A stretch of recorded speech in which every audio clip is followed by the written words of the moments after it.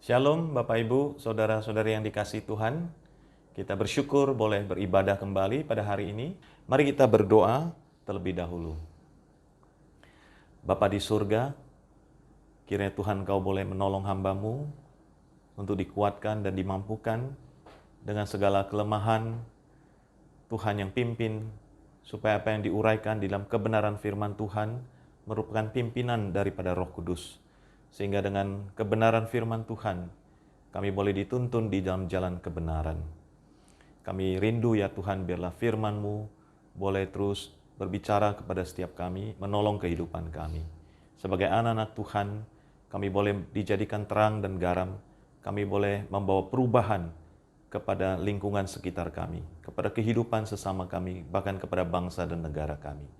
Dalam nama Tuhan Yesus Kristus kami berdoa dan berserah. Amin.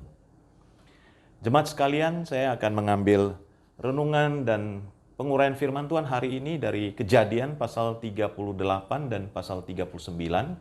Memang panjang sekali, tapi kita tidak akan membacakan semuanya.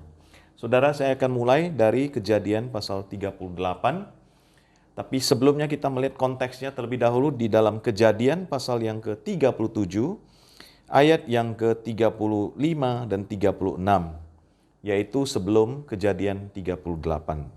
Di sini dikatakan firman Tuhan, Kejadian pasal 37 ayat 35, sekalian anaknya laki-laki dan perempuan berusaha menghiburkan dia, tetapi ia menolak dihiburkan, serta katanya, tidak, aku akan berkabung sampai aku turun mendapatkan anakku ke dalam dunia orang mati. Demikianlah Yusuf ditangisi ayahnya. Adapun Yusuf, ia dijual oleh orang Midian itu ke Mesir kepada Potifar, seorang pegawai istana Firaun, kepala pengawal raja.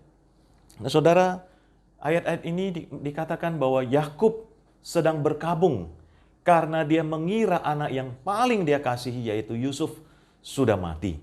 Nah, saudara, di tengah-tengah berkabung ini lalu dilanjutkan bahwa diceritakan Yusuf sebetulnya dijual ke Mesir kepada Potifar. Tetapi ayat ini berlanjut tidak menceritakan langsung kepada Yusuf, tetapi menceritakan tentang Yehuda, yaitu abang daripada Yusuf. Pasal 38 ayat 1, pada waktu itu Yehuda meninggalkan saudara-saudaranya dan menumpang pada seorang adulam yang namanya Hira. Di situ Yehuda melihat anak perempuan seorang Kanaan. Nama orang itu ialah Shua. Lalu Yehuda kawin dengan perempuan itu dan menghampirinya. Pasal 39 dikatakan, adapun Yusuf dibawa ke Mesir dan Potifar, seorang Mesir, pegawai istana Firaun, kepala pengawal raja, membeli dia dari tangan orang Ismail yang telah membawa dia ke situ. Tetapi Tuhan menyertai Yusuf sehingga ia menjadi seorang yang selalu berhasil dalam pekerjaannya. Maka tinggallah ia di rumah tuannya, seorang Mesir itu. Saudara, sejauh ini dulu pembacaan firman Tuhan yang saya sampaikan. Nanti di dalam uraian-uraian firman Tuhan kita akan melihat kembali bagian-bagian ini. Saudara, kita mau belajar tentang bagaimana seorang anak Tuhan dapat menjadi pembawa perubahan, the agent of change. Khususnya saudara, di dalam dua perikop pasal 38 dan 39 ini, saya melihat penulis Alkitab yang banyak penafsir mengatakan adalah Musa yang menulisnya. Dia sedang membandingkan kehidupan dua pemuda yang pertama meninggalkan orang tuanya dengan sengaja, yang kedua Yusuf terpaksa meninggalkan orang tuanya karena dijual oleh abang-abangnya. Nah, saudara-saudara sekalian, dari dua perikop ini kita akan menggumulkan bagaimana anak-anak Tuhan bisa membawa perubahan meskipun di tengah situasi yang sulit. Kita akan coba membandingkan secara eksposisi pasal 38 dan pasal 39. Yang pertama, saudara, saya membuat dengan akronim bahasa Inggris. Yang pertama saya mulai dengan huruf C, saudara. Bagaimana menjadi anak Tuhan yang membawa perubahan. C adalah kita harus menjadi anak Tuhan yang care for others. Peduli kepada orang lain. Peduli kepada sesama kita, kepada keluarga kita, kepada lingkungan kita. Nah, saudara, care for others ini, saya refleksikan dari kebenaran firman Tuhan ini. Di mana pasal 38 diceritakan Yehuda yang tidak peduli. Dia tidak care kalau papanya itu sedang berkabung, sedang sedih. Papanya itu sedang membutuhkan penghiburan daripada anak-anaknya. Yehuda tidak care. Yang penting dia senang, dia suka-suka, dia pergi tinggalkan keluarganya. Dia tidak care juga kalau dia menikah dengan orang Kanaan. Alkitab tidak mencatat dia minta izin dulu sama orang tua, dia memperkenalkan dulu calon istrinya. Tidak ada, dia tidak care. Dia tinggalkan orang tuanya saat berduka. Tidak ada satu kepedulian, saudara. Maka saudara, Yehuda di sini tidak nampak dia bisa membawa perubahan. Sedangkan Yusuf, dia karena terpaksa, dia dijual oleh kakak-kakaknya. Dia harus melakukan tugas-tugasnya sebagai seorang budak, tapi dia care kepada pekerjaannya. Dia care kepada bakat, talenta, karunia yang ada padanya. Sehingga segala kepercayaan yang diberikan Potifar dikerjakan dengan sungguh-sungguh. Bahkan dia care sampai akhirnya dia sukses menjadi pejabat tinggi di Mesir. Dan dia care kepada keluarganya. Dia pelihara seluruh keluarganya, seluruh sanak saudara familinya ketika terjadi bencana kelaparan. Nah, jadi saudara, prinsip yang pertama menjadi anak Tuhan yang bisa membawa perubahan adalah care for others. Kalau kita lihat Tuhan kita Yesus Kristus, dia datang ke dunia ini, itu merupakan care yang paling besar daripada Allah Bapa di surga. Yohanes 3:16 dikatakan, karena begitu besar kasih Allah akan dunia ini. Bahasa Inggris, for God so loved the world. Karena begitu besar, karena begitu sangat kasihnya Allah kepada dunia ini. Inilah care-nya Allah Bapa. Sehingga saudara sekalian, Kristus Yesus datang, dia membawa perubahan kepada umat manusia. Dia merupakan demonstrasi kasih Allah yang paling besar, kepedulian Allah yang paling besar kepada manusia. Pada waktu Tuhan Yesus berada di dunia ini dan ketika dia sudah pergi melayani, firman Tuhan mencatat, Matius mencatat, demikianlah Yesus berkeliling ke kota-kota dan ke desa-desa. Di dalam Matius pasal 9 ayat 35 sampai 36. Yesus mengajar dalam rumah-rumah ibadat. Dia memberitakan Injil kerajaan surga serta melenyapkan segala penyakit dan kelemahan. Itulah care-nya Yesus. Lalu Matius mencatat demikian di ayat 36. Melihat orang banyak itu, tergeraklah hati Yesus oleh belas kasihan kepada mereka. Karena mereka lelah dan terlantar seperti domba yang tidak bergembala. Nah, saudara-saudara sekalian, Yesus tergerak hatinya oleh belas kasihan kepada mereka. Orang yang care barulah bisa menjadi agents of change. Ada satu keprihatinan, ada satu kepedulian, barulah kita bisa membawa perubahan. Ada kata-kata yang indah diucapkan oleh seorang presiden Amerika yang menjabat di tahun 1901 sampai 1909. Namanya Theodore Roosevelt. Dia mengatakan, people don't care how much you know until they know how much you care. People don't care how much you know until they know how much you care. Orang-orang tidak peduli berapa banyak yang engkau tahu, yang engkau pintar, yang engkau hebat. Sampai mereka tahu seberapa banyak engkau peduli. Dengan kata lain, saudara sekalian, kalau kita mau membawa perubahan, bukan orang tidak akan peduli berapa hebat, berapa pintar kita.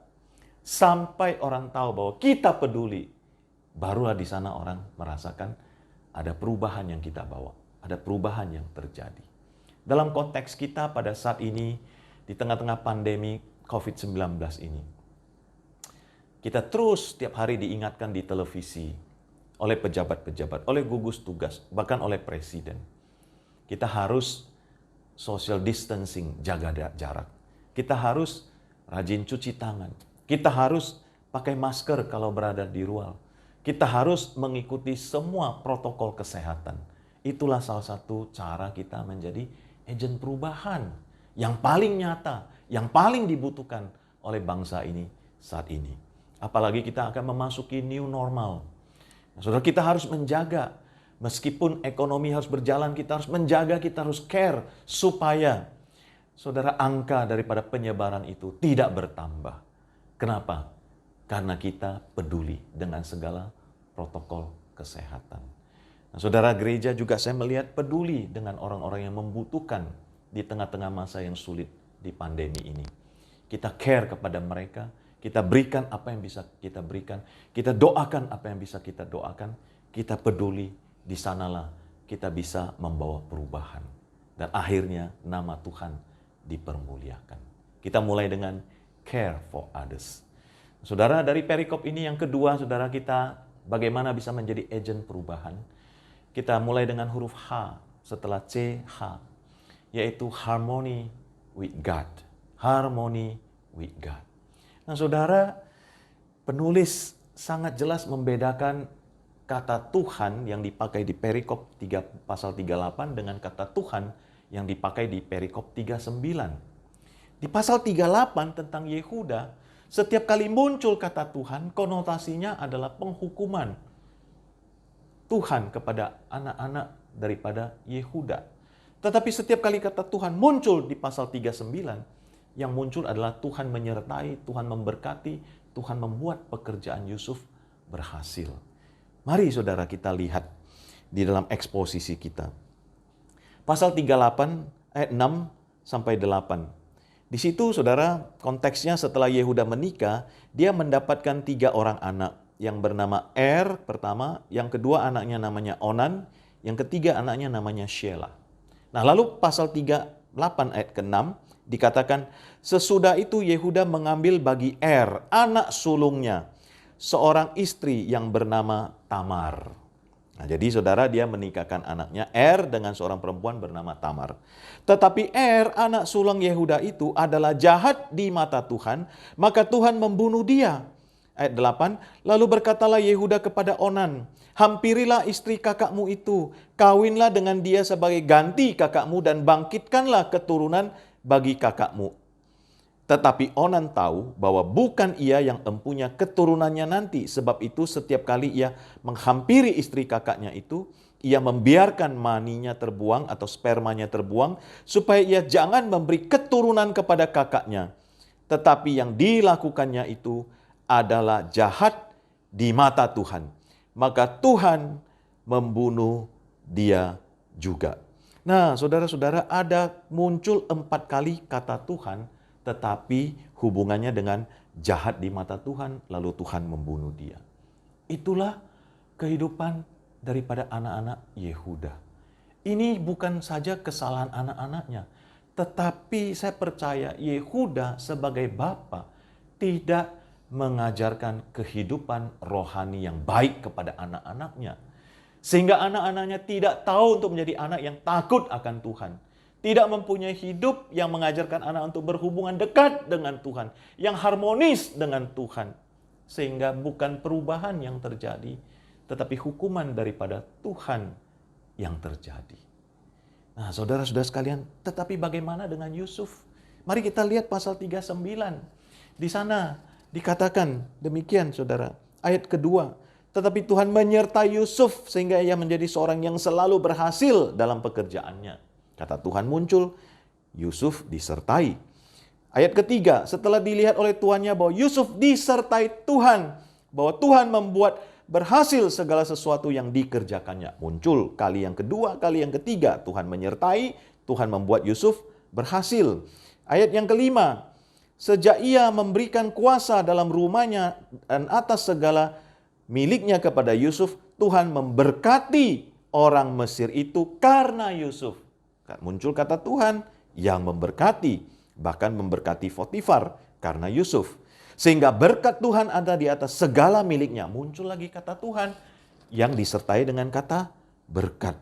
Nah, saudara, muncul lagi banyak kata Tuhan, misalnya ketika Yusuf sudah difitnah, memperkosa istri Potifar, lalu dia masuk penjara, maka ayat 21 dikatakan, tetapi Tuhan menyertai Yusuf dan melimpahkan kasih setianya kepadanya, dan membuat Yusuf kesayangan bagi kepala penjara itu. Lalu ayat yang terakhir, ayat 23, dan kepala penjara tidak mencampuri segala yang dipercayakannya kepada Yusuf karena Tuhan menyertai, dan apa yang dikerjakannya dibuat Tuhan berhasil.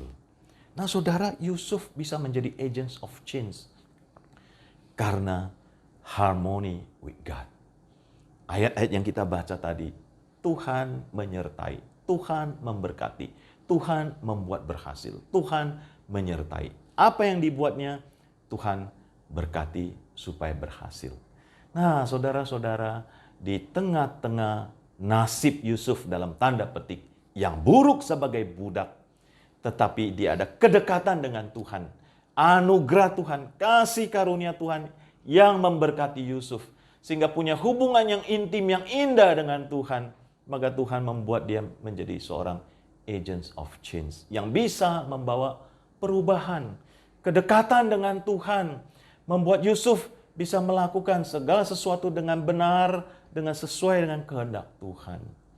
Saudara-saudara sekalian, kalau kita bercermin lagi dari Yesus Kristus, selain tadi dia care, dia juga digambarkan begitu dekat dan begitu intim dengan Allah Bapa. Ketika Yesus Kristus dibaptis, turun Roh Kudus di dalam rupa burung merpati. Lalu ada suara Allah Bapa di sorga yang mengatakan, inilah anakku yang kukasihi, kepadanya lah aku berkenan. Yesus memberikan contoh teladan yang sempurna tentang kedekatan kepada Allah Bapa di sorga. Kalau kita mau membawa perubahan seperti Yusuf, seperti Yesus, kita harus tinggal di dalam Tuhan, harmony with God. Dari dua perikop ini, bagaimana menjadi anak Tuhan yang membawa perubahan? Yang ketiga adalah responsible atau responsibility. Kalau kita baca, saudara, di dalam Kejadian pasal 38 dan 39, kita akan bandingkan bagaimana kedua anak muda yang meninggalkan orang tuanya, yang merantau, satu dengan sengaja, yang satu karena terpaksa, bagaimana mereka boleh responsible. Nah, Yehuda, saya gambarkan dia kurang bertanggung jawab. Nah, saudara, kita bisa lihat di ayat yang ke-11 sampai ayat yang ke-14. Nah, saudara, tadi dikatakan anak Yehuda, dua-duanya karena jahat maka dihukum oleh Tuhan. Ayat 11 dikatakan demikian, lalu berkatalah Yehuda kepada Tamar, menantunya itu, tinggallah sebagai janda di rumah ayahmu sampai anakku Shelah itu besar. Sebab pikirnya, jangan-jangan ia mati seperti kedua kakaknya itu. Maka pergilah Tamar dan tinggal di rumah ayahnya. Jadi saudara, ini adalah kebiasaan dan budaya pada waktu itu. Kalau ada 3 anak laki-laki, anak yang pertama meninggal, maka anak kedua harus menikahi istri daripada anak yang pertama. Tapi keturunannya akan disebut keturunan daripada anak yang pertama. Sekarang anak yang kedua, si Onan, mati lagi saudara. Tapi masih ada satu adik laki-laki lagi. Nah, adik laki-laki ini yang paling kecil ini juga punya tanggung jawab sesuai dengan budaya pada saat itu untuk menikahi istri daripada kakaknya yang pertama. Nah, tapi saudara, Yehuda ini sudah berprasangka bahwa yang menyebabkan kematian kedua anaknya adalah Tamar menantunya, bukan kejahatan anak-anaknya. Dia tidak peka dengan dosa anak-anaknya. Dia tidak peka dengan kehidupan anak-anaknya. Dia tidak tahu, dia tidak kenal dengan anak-anaknya. Maka dia punya prasangka yang lain. Nah, saudara, ini juga membuat dia tidak responsibel, tidak bertanggung jawab. Dikatakan kepada menantunya, kamu pulanglah jadi janda di rumah papamu. Sebab anakku yang Shelah ini masih kecil. Nanti kalau sudah besar, baru kamu akan dinikahi lagi. Tapi firman Tuhan berkata demikian, saudara. Setelah beberapa lama matilah anak Shua, istri Yehuda. Habis berkabung, pergilah Yehuda ke Timna kepada orang-orang yang menggunting bulu domba-dombanya, bersama-sama dengan Hira sahabatnya orang Adulam itu. Ketika dikabarkan kepada Tamar, bapa mertuamu sedang di jalan ke Timna untuk menggunting bulu domba-dombanya, maka ditanggalkannyalah pakaian kejandaannya, ia bertelekung dan berselubung, lalu pergi duduk di pintu masuk ke Enaim yang ke jalan Timna. Karena dilihatnya bahwa Sheila telah menjadi besar dan dia tidak diberikan juga kepada Sheila itu untuk menjadi istrinya. Dengan kata lain, saudara, si Tamar ini mengharapkan, menantikan supaya dia tidak menjadi janda begitu lama. Pada saat itu, budaya saat itu, seorang yang menjadi janda sangat kasihan sekali, tidak punya status sosial dan sebagainya. Dia berharap dia bisa kembali mempunyai rumah tangga yang baik. Nah, saudara, dia tunggu, dia tahu umur Sheila bagaimana, dia sudah bisa mengira-ngira bahwa Sheila sudah besar. Tetapi Yehuda tidak menepati janjinya. Yehuda tidak mengambil tanggung jawab untuk menikahkan atau untuk memberikan Sheila anaknya yang ketiga itu kepada Tamar untuk menjadi suaminya, sehingga Tamar tidak janda lagi. Jadi saudara sekalian, Yehuda tidak mengambil responsible. Yehuda tidak punya responsibility yang baik.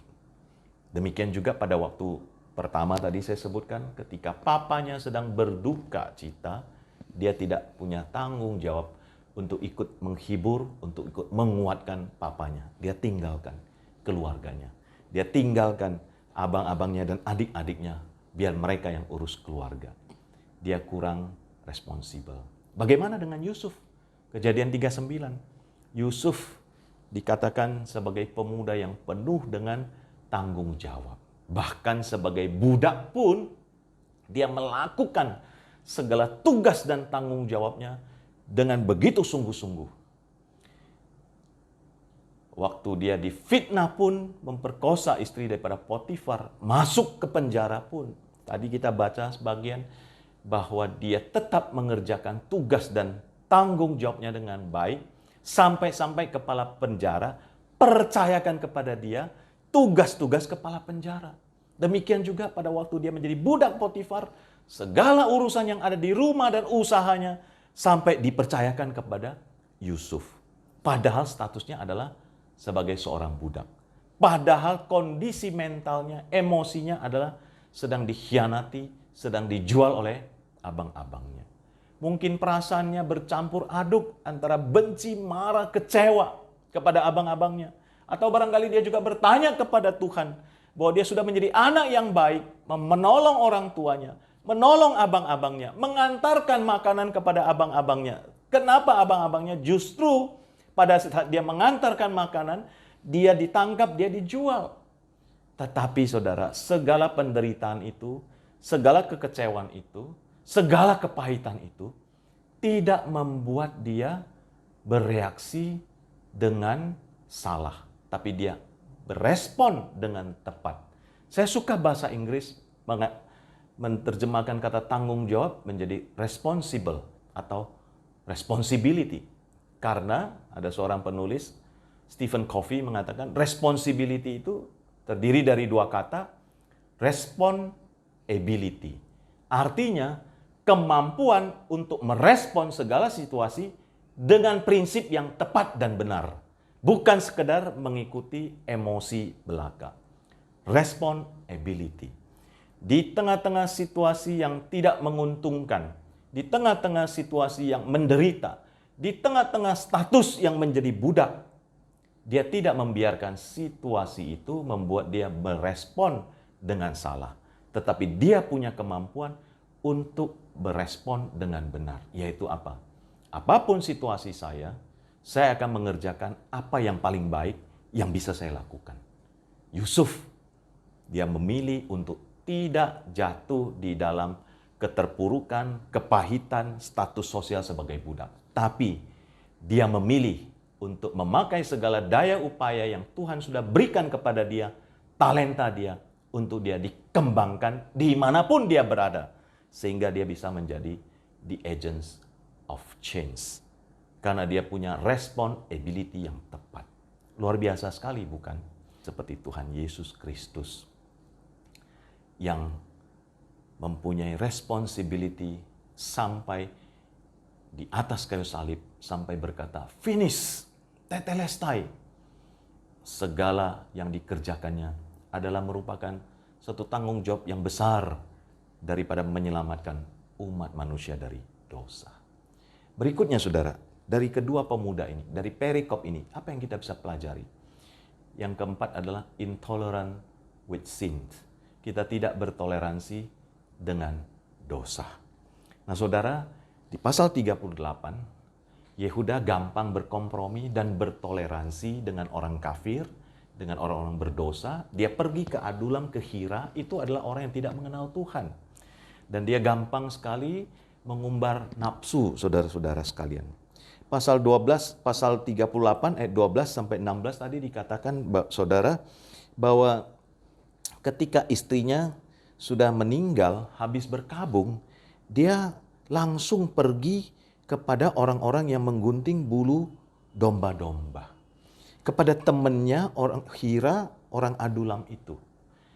Baru selesai berkabung saudara, dia sudah nggak tahan dengan kedagingannya. Dia pergi kepada orang gunting bulu domba. Itu apa artinya? Artinya mereka bersenang-senang, berfoya-foya karena sedang panen, saudara sekalian. Lalu mereka akan minum-minum di situ. Dan saudara sekalian dikatakan di situ, ya, dia sampai-sampai mengumbar nafsu dan mencari seorang perempuan sundal, saudara sekalian. Nah, saudara, ayat 15 mengatakan ketika Yehuda melihat dia, ya, yaitu Tamar tadi. Tamar tadi diceritakan bahwa dia karena dia tidak diberikan Shelah anak ketiga Yehuda, maka dia menyamar menjadi seorang perempuan sundal. Lalu ayat 15 dikatakan ketika Yehuda melihat dia, disangkanyalah dia seorang perempuan sundal karena ia menutupi mukanya. Lalu berpalinglah Yehuda mendapatkan perempuan yang di pinggir jalan itu serta berkata, "Marilah aku mau menghampiri engkau," sebab ia tidak tahu bahwa perempuan itu menantunya. Tanya perempuan itu, "Apa yang akan kau berikan kepadaku jika engkau menghampiri aku?" Jawabnya, "Aku akan mengirimkan kepadamu seekor anak kambing dari kambing dombaku." Kata perempuan itu, "Asal engkau memberikan tanggunganmu sampai engkau mengirimkannya kepadaku." Tanyanya, "Apakah tanggungan yang harus kuberikan kepadamu?" Jawab perempuan itu, "Cap metraimu, serta kalungmu dan tongkat yang ada di tanganmu." Lalu diberikannya semuanya itu kepadanya, maka ia menghampirinya, perempuan itu mengandung daripadanya. Bangunlah perempuan itu lalu pergi, ditinggalkannya telekungnya dan dikenakannya pula pakaian kejandaannya. Saudara, kita baca sampai ayat yang ke-19 ini. Nah saudara, di sini kita melihat satu gambaran bahwa Yehuda, dia gampang bertoleransi dengan dosa, gampang mengumbar nafsu. Dia bergaul dengan orang-orang yang memang tidak mengenal Tuhan. Orang-orang yang gampang juga membuat dia jatuh dalam dosa. Tapi kalau kita baca tentang Yusuf, bagaimana Yusuf? Dia betul-betul adalah orang yang intolerant with sin. Dia tidak bertoleransi dengan dosa. Dia tidak berkompromi dengan dosa. Walau dikatakan berkali-kali dia dibujuk. Kita bacakan saudara ya, pasal 39 ayat 9 sampai 10 di sana dikatakan ya. "Bahkan di rumah ini ia tidak lebih besar kuasanya daripadaku, dan tiada yang tidak diserahkannya kepadaku selain daripada engkau, sebab engkau istrinya. Bagaimanakah mungkin aku melakukan kejahatan yang besar ini dan berbuat dosa terhadap Allah?" Inilah jawaban Yusuf kepada istri Potifar yang menggoda dia supaya dia tidur dengan Yusuf, supaya Yusuf mau meniduri istri Potifar. Lalu Yusuf menjawab, "Bagaimana mungkin aku melakukan kejahatan yang besar ini dan berbuat dosa terhadap Allah?" Lalu dikatakan di ayat 10, walaupun dari hari ke hari perempuan itu membujuk Yusuf, Yusuf tidak mendengarkan bujukannya itu untuk tidur di sisinya dan bersetubuh dengan dia. Nah, saudara, godaan itu bukan datang sekali dua kali, tapi dikatakan dari hari ke hari membujuk Yusuf. Tapi Yusuf tidak bermain-main dengan dosa. Yusuf intolerance with sins. Nah, saudara, karena keteguhannya dia menjaga kekudusan hidupnya itulah, memang akhirnya dia akhirnya difitnah. Tapi justru Tuhan pakai itu nantinya dia akan menjadi seorang agents of change yang lebih besar. Saya tidak bisa bayangkan kalau dia tergoda dengan dosa itu dan dia hidup dengan dosa itu, maka jalan hidupnya, masa depannya akan berubah dan bukan menjadi seorang agent of change. Nah, saudara, ini bukan perkara yang mudah bagi seorang pria yang masih muda, yang masih jiwa muda. Apalagi jikalau kesempatannya ada. Waktu digoda, kemungkinan besar adalah tidak ada orang, tidak ada suaminya, di tempat yang sepi. Tetapi dia tetap teguh. Nah, saudara-saudara sekalian, mari kita punya prinsip intolerance with sin. Zaman sekarang dengan teknologi yang begitu canggih, dengan media sosial, dengan internet, gampang sekali kita jatuh di dalam dosa. Banyak sekali godaan-godaan ingin menarik kita menjadi orang berdosa. Mari kita mohon Tuhan mampukan kita supaya kita bisa menang atas pencobaan. Kita doakan supaya Tuhan tidak membawa kita ke dalam pencobaan. Nah, saudara-saudara, Tuhan Yesus Kristus juga memberikan satu teladan yang indah. Sebelum dia keluar melayani, setelah dia selesai dibaptis, dia harus masuk ke padang gurun selama 40 hari. Dia berpuasa, setelah itu dia dicobai oleh iblis dengan 3 pencobaan. Yang kesemuanya itu adalah membuat Yesus supaya jatuh di dalam kedagingan, kebutuhan jasmani. Kalau engkau anak Allah, rubahlah batu ini menjadi roti. Yesus sedang lapar-laparnya di tempat yang tidak ada orang jual roti. Dia digoda untuk kebutuhan jasmaninya. Tapi Yesus mengatakan manusia hidup bukan dari roti saja, tetapi dari firman Tuhan. Yesus menang terhadap godaan itu. Dia tidak bertoleransi. Yang kedua, Yesus digoda untuk mencobai Tuhan. Jikalau engkau anak Allah, jatuhkan dirimu. Nanti ada malaikat yang menopang engkau karena engkau anak Tuhan. Nah, ini mencobai Tuhan, saudara sekalian. Sama seperti pada zaman ini, pada pandemi ini, saudara, kita nggak boleh mencobai Tuhan bahwa saya anak Tuhan, saya nggak takut dengan virus corona, saya nggak usah pakai masker, saya nggak usah jaga jarak, saya nggak usah cuci tangan. Kita ibadah saja seperti biasa, kumpul rame-rame, Tuhan jaga kita dan sebagainya. Oh, saudara, ternyata pencobaan ini sudah pernah dialami oleh Tuhan Yesus Kristus. Kalau engkau anak Tuhan, jatuhkan dirimu, nanti akan ada malaikat yang menantang engkau. Yesus langsung mengatakan, jangan kau mencobai Tuhan Allahmu. Godaan yang ketiga, saudara. Iblis membawa Yesus melihat kemegahan dunia dan segala isinya. Tapi syaratnya harus menyembah kepada iblis. Nah, saudara, inilah godaan daripada kemakmuran hidup. Kedagingan, materialistis. Kalau percaya Tuhan, pasti makmur, pasti mendapatkan segala kemegahan. Ya, saudara, tapi Yesus mengatakan, enyalah engkau, iblis. Hati-hati, saudara sekalian. Ada godaan kedagingan, hawa nafsu. Ada godaan untuk mencobai Tuhan Allah. Ada godaan untuk kemegahan dunia, kemakmuran materialistis. Kalau kita bertoleransi dengan itu, maka kita tidak bisa menjadi seorang agents of change.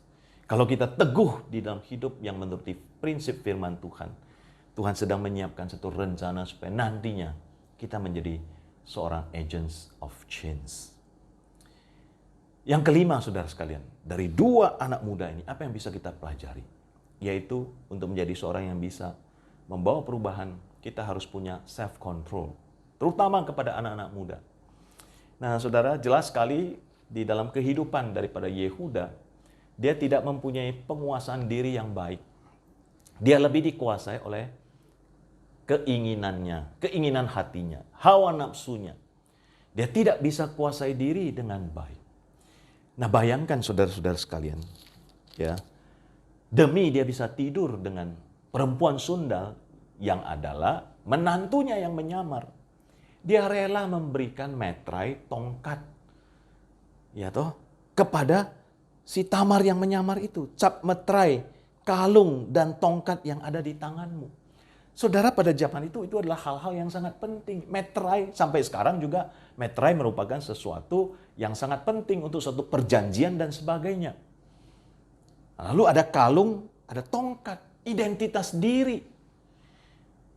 Itu diberikan, saudara sekalian, demi dia bisa mengumbar nafsu. Jadi dia tidak bisa kuasai diri, saudara. Dia tidak bisa menguasai dirinya. Lain dengan Yusuf. Dia punya penguasaan diri yang luar biasa sekali untuk menahan godaan dosa. Selain itu, Yusuf juga punya penguasaan diri yang baik dengan perasaan-perasaan keterpurukan dan kepahitan. Tadi saya katakan, Yusuf sedang merasa kecewa, barangkali benci, barangkali marah, barangkali dendam dengan saudara-saudaranya. Tapi dia tidak membiarkan itu untuk menguasai dirinya. Dia bisa kuasai diri supaya dia bisa melakukan hal-hal lain yang lebih positif daripada dia terpuruk di dalam kepahitan. Nah, inilah Yusuf. Dan saudara, self-control, penguasaan diri ini kan sesuatu yang sangat penting sekali. Kalau kita lihat di dalam buah roh, penguasaan diri adalah urutan yang paling terakhir. Nah, biasa yang pertama atau yang terakhir itu ada penekanan-penekanan tertentu.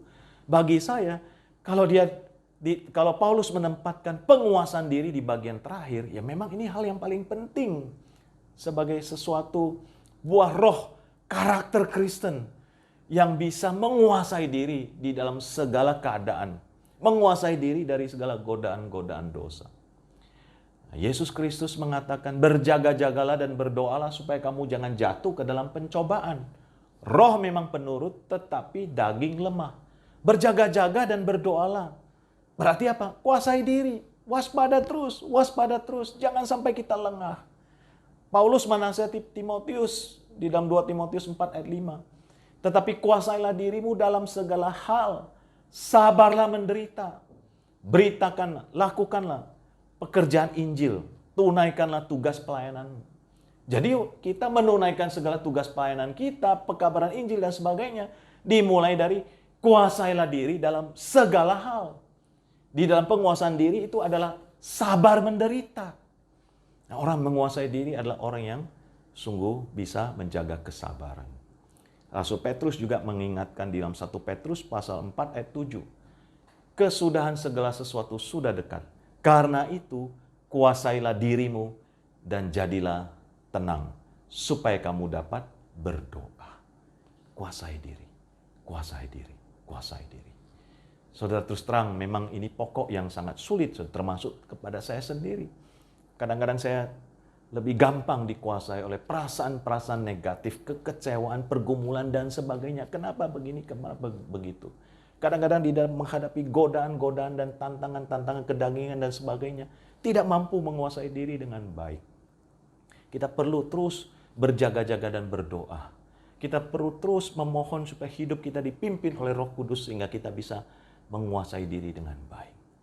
Dan di dalam penguasaan diri dengan baik, sehingga segala situasi yang sulit, ketika kita mampu menguasai diri, maka kita pun dimampukan untuk menjadi pembawa perubahan.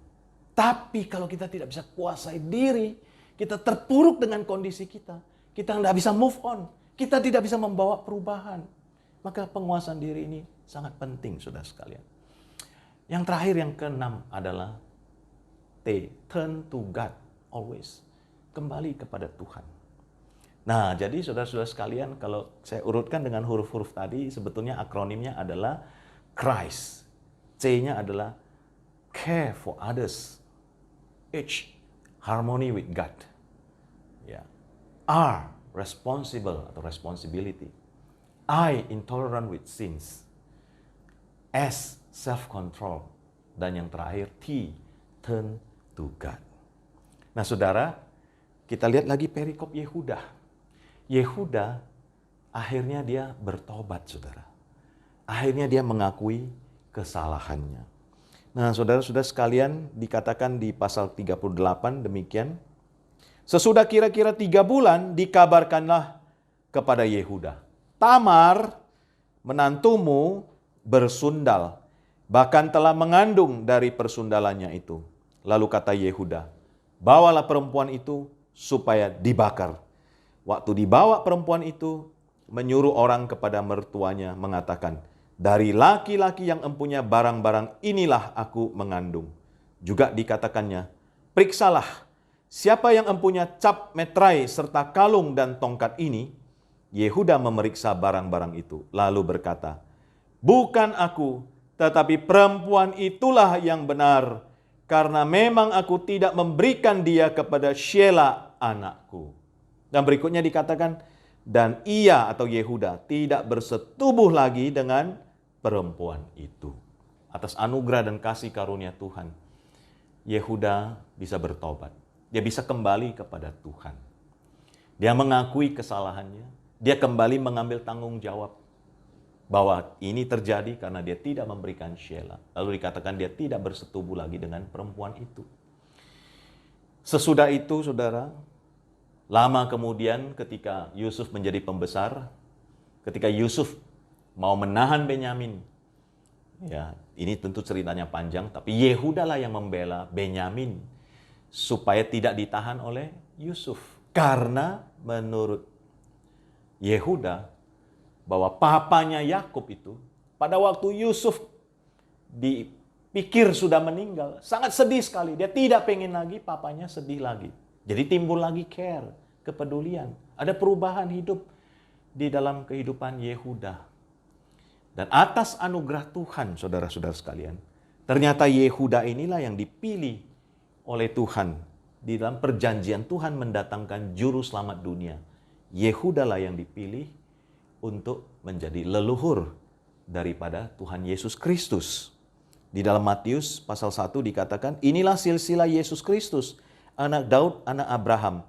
Abraham memperanakan Ishak, Ishak memperanakan Yakub, Yakub memperanakan Yehuda dan saudara-saudaranya. Ayat ketiga, Yehuda memperanakan Peres dan Zerah dari Tamar. Peres memperanakan Hezron, Hezron memperanakan Ram, dan seterusnya sampai Yesus Kristus.